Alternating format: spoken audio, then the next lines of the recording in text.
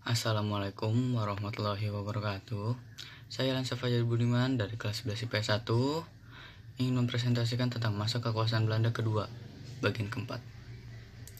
Masa kekuasaan Belanda kedua, kebijakan tanam paksa, Johannes van den Bosch, tahun 1830 sampai 1870.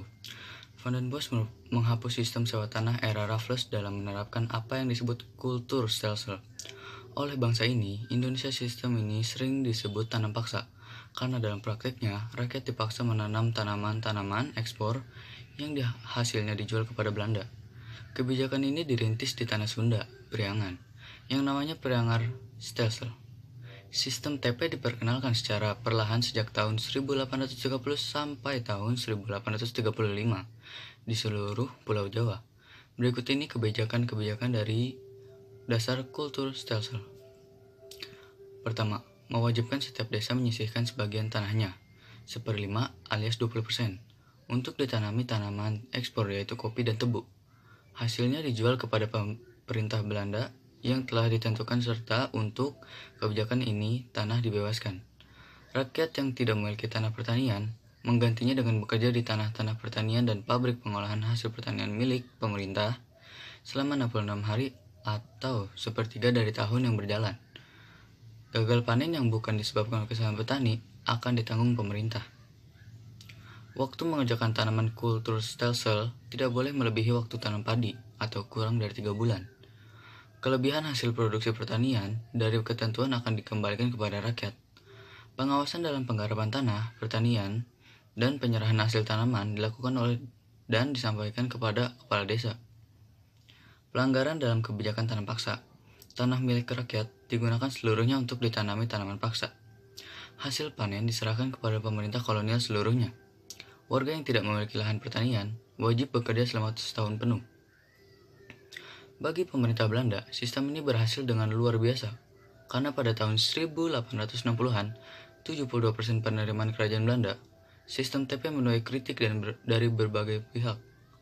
Pengkritiknya yang terkenal adalah seorang mantan asisten residen di Lebak, Banten, yang bernama Edward Dewes Dekker, yang ditulis dalam buku yang berjudul Max Havelaar, dengan menggunakan nama samaran. Multatuli yang mengisahkan masyarakat petani yang menderita karena kebijakan Belanda. Sistem TP kemudian dihapus tahun 1870, lalu dikeluarkan UU Agraria dan UU Gula.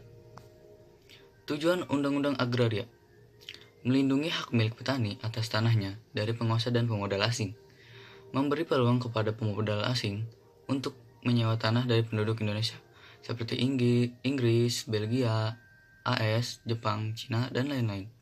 Selain itu, pengusaha swasta dapat menyewa tanah pemerintah hingga 75 tahun.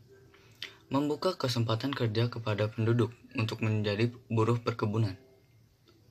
Tujuan Undang-Undang Gula, yaitu memberikan kesempatan yang lebih luas kepada pengusaha gula untuk mengambil alih pabrik-pabrik gula milik pemerintah. Dampak penerapan politik pintu terbuka. Dampak penerapan bagi Belanda memberikan keuntungan yang sangat besar kepada kaum swasta Belanda dan pemerintah kolonial Belanda. Hasil-hasil produksi perkebunan dan pertambangan mengalir ke negeri Belanda. Negeri Belanda menjadi pusat perdagangan hasil dari tanah jajahan.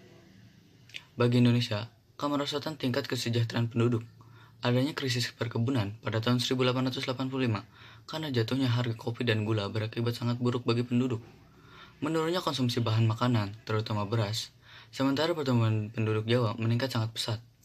Menurunnya usaha kerajinan rakyat karena kalah bersaing dengan barang-barang impor dari Eropa. Pengangkutan dengan gerobak menjadi merosot penghasilannya setelah adanya angkutan dengan kereta api.